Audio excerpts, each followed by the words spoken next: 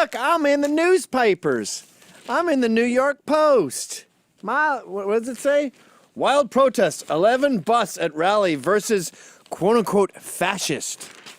I guess the Antifa and the liberals get to make up a term, and then it becomes you, but just with quotes on it.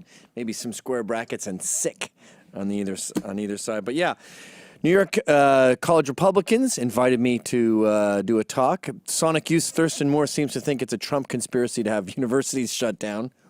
Sonic douche. So I went there, and we were told, okay, come in through the side, and we'll have security. And I thought, no. We're not going in the side. We're not going in the back door. We're going through the front door, a la Braveheart.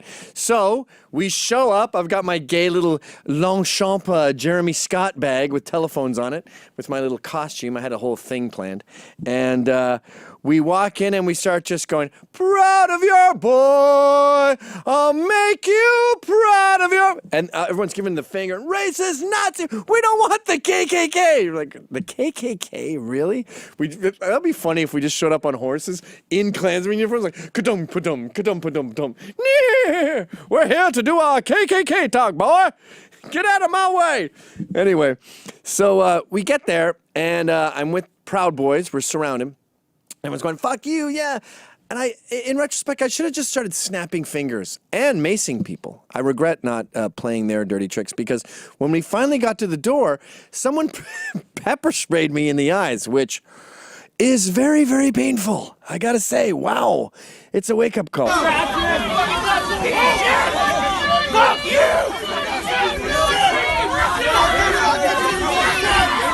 It only lasts for about 20 minutes, and I went into the bathroom after. I'm sort of jumping ahead in the story, and I was washing my eyes out, and I thought, how do I know it's not acid? Like, what if I'm gonna be disfigured now, and I'll be on the cover of National Geographic, like, the face of free speech? And I'll be that guy forever? Like the guy... I feel like burn victims are super nice, you know? I'll be like with a puppy and a little kid. Hi, I'm just a regular guy. And as I was washing it off, I tasted pepper on my mouth, and I went, oh, thank God it's pepper spray. And then I remembered, oh yeah, we're in the West. This is not the Middle East. Even our worst scumbag, moronic anarchists who think they're freedom riders, and they're really just being fashionable. I mean... If you try to intellectualize this and say, what are they so mad at? Don't they like free speech and blah, blah, blah, and white supremacy? Don't intellectualize it. This is just fashion for them. They're pretending to be freedom riders. They're dressing up as a Nazi fighter for Halloween. It's just a game. It's just fashion. But anyway, I tasted pepper on my mouth, and I just went, oh, thank God. I'm not going to be disfigured. This gorgeous mug will be preserved. But back at the front gates...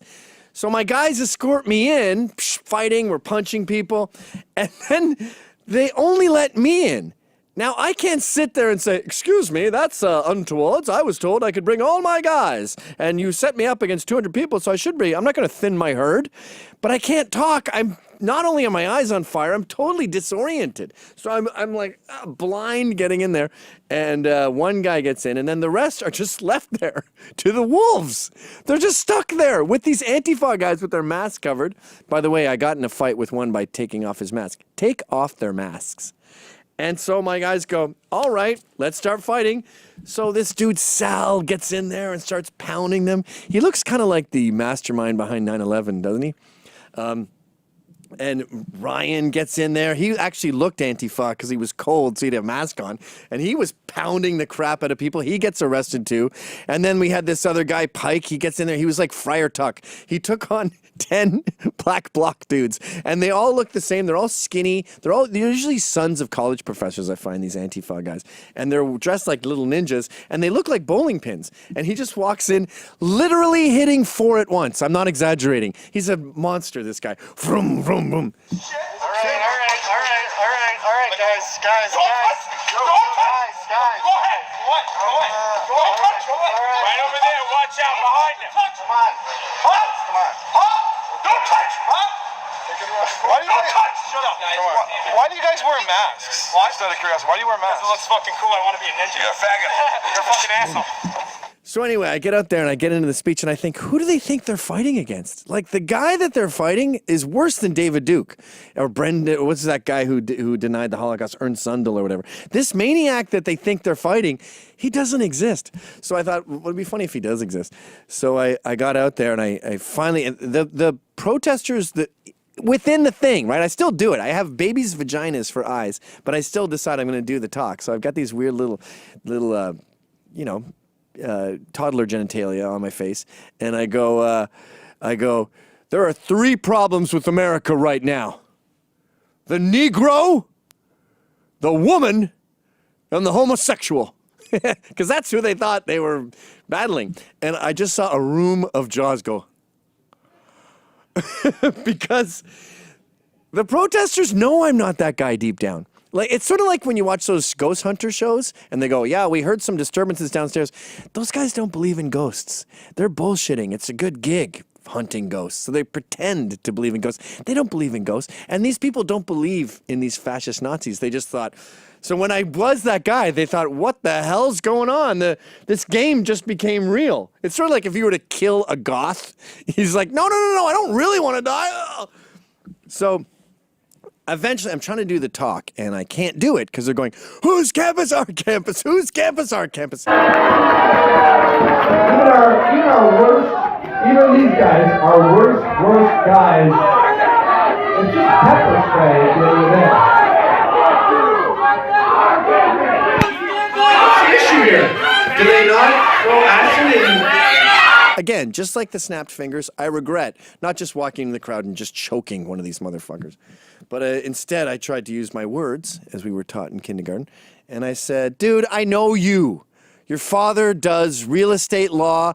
You have a Range Rover. It always smells like new car because he trades it in every 30,000 miles. He didn't like the Evoque, but that was only a 30,000 mile stint. And then he moved up to the next one. You've been going to La Crosse every weekend smelling new car.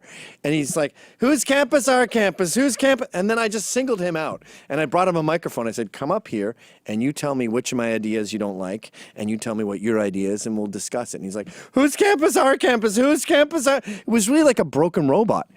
And I just gave up at one point. And the reason I gave up is because the university would not let these people, wouldn't escort them out. They wouldn't let me speak. So I'm sitting there screaming. It was like being in a Slayer concert and saying, everyone, please stop moshing. There's no moshing allowed at Slayer. Like in the pit with my microphone. So I'm just yelling at people who are fucking apoplectic and there's no getting through to them. And then this cunt, Mark Weiss, I think he's the VP of Student Affairs or something. He's up there and he's like, everyone, you should try to calm down and then maybe we'll let him talk and you should just sit down. At some point in time, we would ask you to leave. Take us out! Take us out! Take us out, Mark! Take us out! And I noticed that he wasn't ejecting people who were doing this, who were sabotaging it. And I thought, wait a minute, not only are you one of them, you're one of these professors, one of these academics who made them this way. You're one of these Marxist nut bars who made this mess in the first place. So I'm starting to get pissed off at him. And he's like, I go, why are you talking to them like they're rational human beings? One of them, by the way, had a drawing of this on a piece of paper. And he was holding it up at me like this, like, what? You ever heard anything more insane in your life? I mean, maybe it was 1920 and we were at a British private school or something and you're the only one. People are screaming at me, dude. They're saying like, die, scumbag, Nazi. And you have a drawing of a fuck you finger. So insane. Anyway, eventually I just said to the bald guy, you're a fucking fraud, you're a liberal asshole, and you ruined this talk, you idiot. If you think these people are rational human beings, they're obviously nuts, and this fucking beta shit please sit down, please, please let him speak. Grow up, you fucking idiot. But the highlight of the whole night has got to be this professor. This is the woman you were going $100,000 in debt for. This woman who's mad at the cops for not punching me in the face. Which, by the way, you can punch me in the face. You can kill me. You can put bear mace in my eyeballs. I'm still right and you still lost. But check her out. You're grown boys! You're grown boys! rights, and even the black lives. You're a fucking problem too, you motherfucker. You're not protecting the NYU students here, and I'm disgusted. I'm a professor. How dare you? How dare you fucking assholes protect neo-Nazis? Fuck you! Fuck you! Fuck you! These are kids who are trying to learn about humanity! They're trying to learn about human rights and against racism and xenophobia and LGBTQ rights, and you're letting these fucking neo-Nazis near here! You should kick their ass! And we saw this in Berkeley, too. We were the only ones there. Proud Boys went in there. This guy walks in to a horseshoe-shaped mob of people throwing bricks and urine, and he goes, well, who wants to fight here? What's going on? I thought you guys, I think his exact quote was, I thought you guys were, like, tough. You're not welcome in this country! Fuck you, white devil! Come on, let's get people up here. I guess they're calling these guys Nazis.